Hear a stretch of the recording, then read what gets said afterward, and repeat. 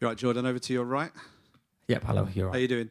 The O2 Arena itself, the building, is very, very familiar to you. This is like your second home in terms of fighting. You're always there at the Indigo.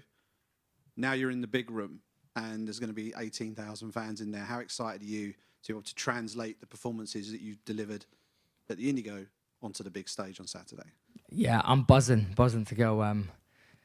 I think it's a bigger crowd, a bigger arena, and it's going to be a bigger performance. That's how I'm looking at it. You know, yeah, I'm going to rise to the occasion massively. You had the debut last time out. Obviously, it didn't go your way, but looking at that whole experience of making the UFC debut, what have been your big takeaways from that, and how did you find sort of that first experience of being in the octagon? Yeah, I've said it a couple of times in interviews. I think I put the UFC fighters on a pedestal. I sort of seen them up here. And I've realised, you know, it's not that they're not up here. It's I'm not down here. I'm up here with them. And I'm just looking to level up all the time. I'm always looking to get better and better and better. And yeah, I just can't wait to show it Saturday night that I've said it in a few, that I'm on that level and I'm going to be surpassing it. You mentioned putting fighters on a pedestal and stuff. Did that almost happen mid-fight against Guram? Because you took the first round on all the scorecards, and it looked like you were doing everything that you probably game planned for. Yeah. And then the fight kind of changed as it went along. No, like the crazy thing with the Guram fight is, look, everybody knows how good of a striker he is. I thought that I was going to be winning the fight through the wrestling and the grappling. That was, you say a game plan, it's 8 days we had to get ready for it. I actually thought that he was playing possum on the stand-up, because I thought it can't be this easy. Like, there's no way it can be this easy to be hitting this guy. I've watched him for years, and, you know, he's outstriking everybody. So in my head, I'm thinking, right, he's playing possum. He's letting me get my confidence up, and then I hit him with a shot and dropped him. And I thought in my head, okay, no. And now I know you don't get dropped playing possum, you know. You don't get dropped on purpose. So, yeah, it's just one of them things. Even the last fight in Cage Warriors, before it, people say he's coming off a camp. It's a sort of camp where, you know, when you're in the UFC, you know every single fight's going to be a crazy fight. You need to be as best prepared as you can. I think in the last one, I was a bit laxy-daisy thinking, oh, I'll get this guy out there. So you're sort of coming in off of a half a camp, if that. This time it's coming off of a full camp. And if I hurt him like I hurt Guram in the first one, there's none of this, oh, I need to keep myself fresh. I need to save a bit in the tank for the rounds. I can just get after him big time. So, yeah, I'm ready for 3 rounds of 100%. And you're going to face a willing dance partner in Chris Duncan. Yeah. You know, he loves to just come forward and throw heavy leather. So what do you make of him, and what sort of matchup can you envisage playing out on Saturday? Oh, yeah, typical just tough Scott. Yeah, he's big for the weight class. I know people are probably going to watch this fight and think, fuck, Vucenic should go back down to 66, but it's just going to be how big this guy is. And I think it's just going to be that big, tough guy versus the speed. And yeah, you know the old famous saying, speed kills. And last one from me, your walkouts in Cage Warriors are like the stuff of legend, and you've always been someone who seems to sort of take a moment on his way to the cage and just sort of soak in the atmosphere. How special is that going to feel on Saturday in front of a home crowd that's probably 8 or 9 times the size of what you've had in the past? Yeah, unreal. And again, I can't wait to just sit back, look around and take it in. Like, my walkout songs are quite famous in UK MMA. Everybody knows that when it starts playing, everybody's sort of like, it's like a concert. Everybody's really tuned in for it. And I was thinking this time, you know, 0-1 in the UFC, I'm thinking, okay, I'm going to be on prelims. People say, imagine when your walkout song plays, it says, yeah, I'm going to be on the prelims. There's not going to be that many people, but I think the stars have aligned. This time, main card, that song starts playing. I think it's going to give a lot of people that didn't know me a sort of, fucking hell, who's this guy, man? And they're really going to tune in.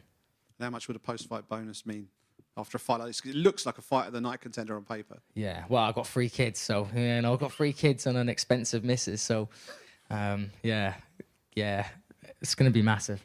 Great stuff. Thanks a lot. Thank you.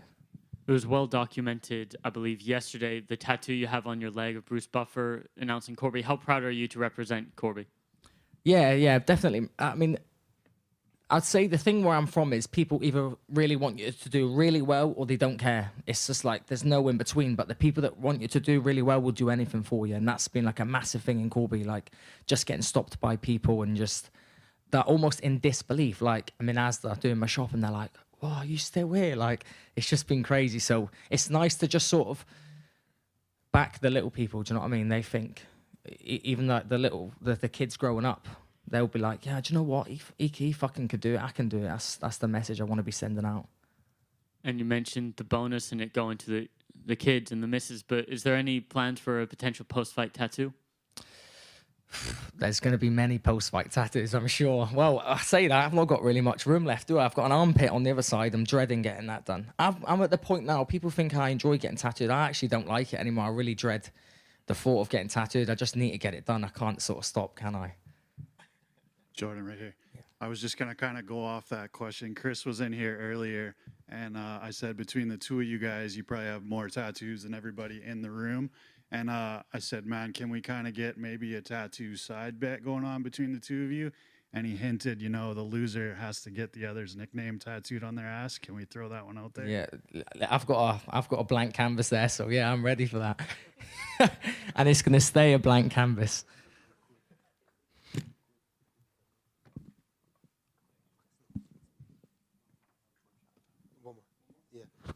Hey Jordan, when you got into the UFC, I was very hyped because I've seen you in Cage Warriors, and definitely the first round you showed what we were used to see. So now it's your second fight. Do you feel any tension regarding the first fight, or are you like, okay, I'm relaxed, I'm going into this another type of style? Nah, there's no UFC jitters at all. I'm walking around this hotel like a Cheshire cat, smiling. Like when I got the UFC tracksuit, I'm just walking, zipping it up, loving it. Like. Yeah, every day I've just been waking up just like grateful to be here, and I know I'm going to be here for a long time, so I'm just grateful to just keep doing it again and again and again. And if you get past Chris, is there a fight you have in your mind you would love to fight? All these guys coming up, all the guys I'm watching, I think like I'm going to prove on the weekend, it's going to be a real clean striking performance. Guys like Ruffy, people like that, I think those fights in the future are going to be massive, and I think that's going to have the MMA scene that really buzzing for those kind of fights. Thank you very much, man. Yeah, Jordan, you spoke or touched on it just before about kids looking up to you, and now you're on the main stage of the UFC. Can you just talk a bit about the area you're from and what it does mean to you to potentially have kids, looking up to you as a potential idol?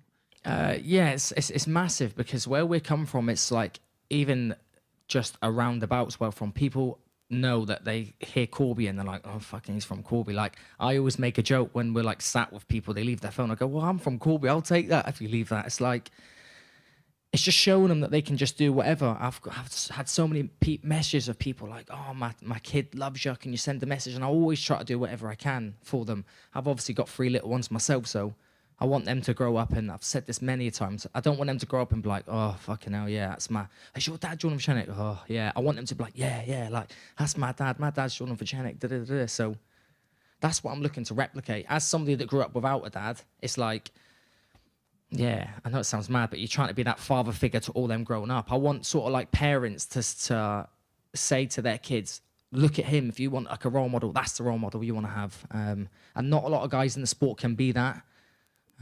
Not mentioning no names, but there's a lot you look at and you would think, I hope my kids never like him, and yeah, I don't want to be that guy.